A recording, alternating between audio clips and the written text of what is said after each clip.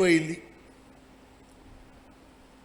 సరే, ఇక్కడి నుంచి నారదోథయో శీఘ్రం విష్ణులోకం వినష్టదీహి, అక్కడి నుంచి పని కట్టుకొని విష్ణులోకానికి వెళ్ళిపోయాడు.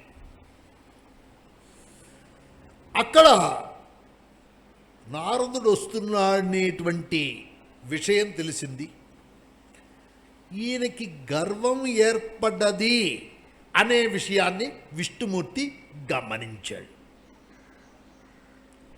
సరే, అక్కడి నుంచి అరే నీకు గర్వం ఏర్పడది తగ్గించుకోరా అంటే ఎవడు వెండు. అందువల్ల ఆయన తెలివిగా ఆయన్ని చూసి విష్ణువు ఉత్థిత్వా అగ్రే గత అనంతం శిశ్లేష జ్ఞాతహేతుక,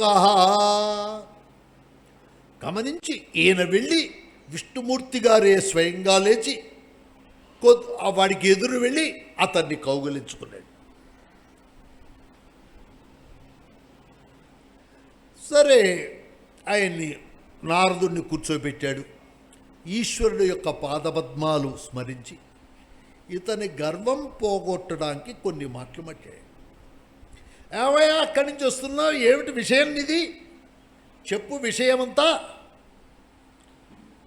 అప్పుడు ఈయన మోహవశుడై అంటున్నాడు,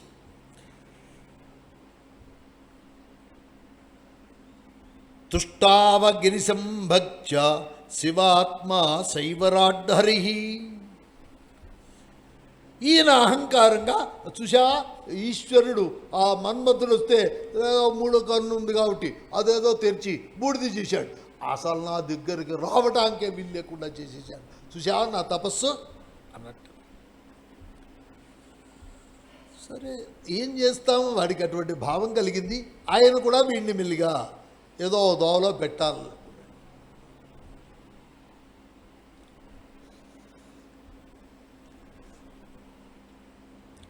అయ్యా నువ్వు చాలా ధన్యుడివిరా విష్ణుమూర్తి అన్నాడు. నీ తపస్సు చాలా గొప్పది, గొప్ప జ్ఞానివి, ఇంకెవ్వరికీ ఇటువంటిది లేదు. అందువల్ల భక్తికి జ్ఞాన వైరాగ్యాలు ఉండాలిరా. ఈ మూడు లేని వాడికి దుఃఖాలు వస్తాయి. నీవు నైష్ఠిక బ్రహ్మచారివి, జ్ఞాన వైరాగ్యాలు గలవాడివి. నువ్వు పుట్టినప్పటి నుంచి ఎటువంటి వికారాలు లేకుండా ఉన్నటువంటి గొప్పవాడివిరా, నీకు కామ వికారం ఇట్లా కలుగుతుందని. సరే అయిపోయింది, ఆయన కూడా పొగిడాడు. అబ్బో నా అంతటి వాడు లేడు అనుకునే.